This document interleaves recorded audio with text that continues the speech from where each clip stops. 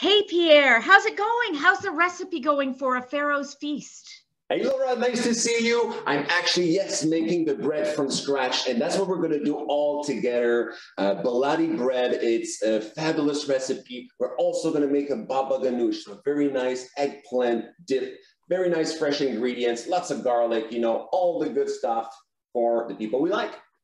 I love baba ganoush. It's so delicious. All the fresh food of Egypt. And there's also that sweet dessert, Omm Ali, a bread pudding. And there's a really interesting kind of nasty medieval story around it. So it's all happening June 5th. You can come to our online event. You'll get recipes, shopping lists, cook along with Pierre, or just come for the show.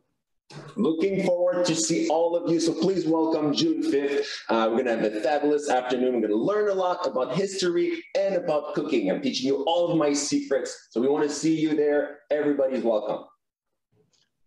Emhotep, that's in peace in ancient Egypt.